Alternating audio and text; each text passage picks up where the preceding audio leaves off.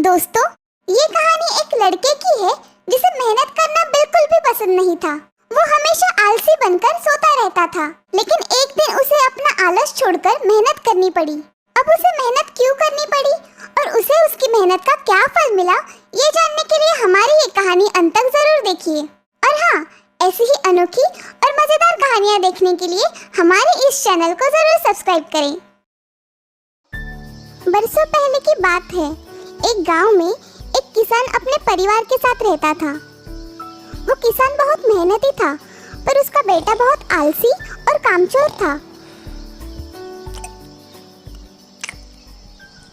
माँ, मुझे भूख लगी है, कुछ खाने को दे दो। खाने को कुछ नहीं है, खेत में जाओ और पापा की मदद कर, इससे थोड़े पैसे और मिलेंगे। माँ की बात पर पिंटू को बहुत गुस्सा आता है और वो घर से चला जाता है। पता नहीं इस लड़के को कब अकल आएगी। कुछ देर बाद पिंटू वापस घर आता है और कोने में चुपचाप बैठ जाता है।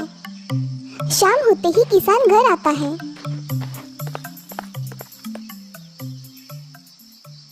पिंटू, तुमने खाना खाया? नहीं पिताजी, आज माँ ने मुझे कुछ भी नहीं दिया खाने को। अरे ऐसा क्यों किया तुमने? बच्चा सुबह से भूखा है, चलो उसे खाना परसो। कोई जरूरत नहीं, बाकी काम ही क्या है उसको, सिर्फ खाने का और सोने का। कुछ काम भी करने को बोलो, और भला कितने दिन यूं ही बैठकर खाएगा। ये बात सुन किसान बहुत दुखी हो जाता है और अपने बेटे को समझाता है। फिर भी पिंटू पापा की बात नहीं मानता और खाना खाकर सो जाता है। अगले दिन किसान रोज की तरह खेत जाने निकलता है। अरे सुनो, जाते वक्त पिंटू को भी साथ लेके जाना। ठीक है। पिंटू, क्या हुआ पापा? चलो आज तुम मेरे साथ खेत में चलो, मैं तुम्हें खेती का काम सिखाता हूँ। क्या? खेती? नहीं पापा, मुझे सोना है, मैं फिर कभी आऊँगा। बेचारा किसान अकेले ही खेत में जाता है।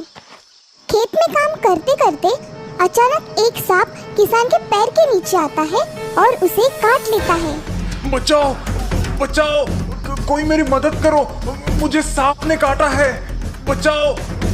ये सुनकर बाजू के खेत में काम करने वाले मजदूर भागकर आते हैं और किसान को उठाकर घर ले जाते हैं। उस दिन से किसान बहुत बीमार पड़ जाता है। पिंटू, अभी भी कुछ काम धंधा कर लो, घर में बचे कुचे जो पैसे हैं वो भी खत्म हो जाएंगे। और ऐसे ही चलता रहा तो कुछ दिनों में एक वक्त का खाना भी नसीब नहीं होगा। ये बात सुनकर किसान पिंटू को अपने पास बुलाता है। पता है बेटा, मैं रोज खेत में क्यों जाता हूँ? क्यों पापा? मेरे पिताजी ने अपने खेत में एक खजाना छुपा के रखा है। हाँ? जो मुझे आज तक नहीं मिला। अगर तुम खेत में जाओ तो शायद वो खजाना तुम्हें मिल जाए। क्या? खजाना? हाँ बेटा, खजाना। अरे ये तो अच्छा है। अगर मुझे खजाना मिल जाए तो मैं और मेरा परिवार बहुत अमीर बन जाएंगे और मुझे कभी काम भी नहीं करना पड़ेगा। ठीक है पापा, मैं आज से खेत में जाना शुरू करता हूँ। पिंटू रोज खेत में जाकर काम करने लगता है और सारी जमीन खोद देता है। ये देख पिंटू की माँ बहुत खुश होती है। अरे, सारी जमीन खोद दी, फिर भी खजाना नहीं मिला। ठीक है, मेहनत बेकार जाने से अच्छा है जमीन में बीज बो देता हूँ, कुछ तो हाथ लगेगा। आपने ऐसा क्या बोला पिंटू को, जो मेरा पिंटू इतना सुधर गया? किसान पत्नी को सारी बात बताता है। कुछ दिनों बाद पिंटू की मेहनत रंग लाती है। अरे वाह!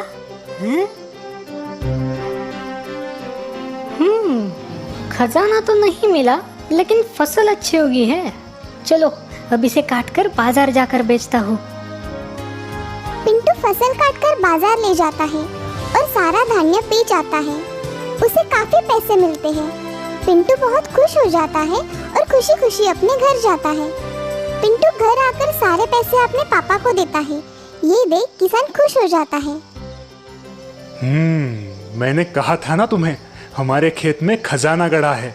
नहीं पिताजी, खजाना तो नहीं मिला, ये तो खेत में होगी फसल के पैसे हैं। बेटा, यही तो वो खजाना है जो हमारे पूर्वजों ने हमारे लिए रखा है। किसान की ये बात सुनकर पिंटू को असली खजाने की पहचान हो जाती है। वो रोज खेत में जाकर बहुत मेहनत करने लगता है। तो देखा दोस्तों, कैसे किसान ने अपने आलसी हमें जीवन में सफलता प्राप्त होती है। तो दोस्तों, इस कहानी से हमें ये सीख मिलती है कि आलस इंसान का सबसे बड़ा दुश्मन है। हमें आलस नहीं करना चाहिए।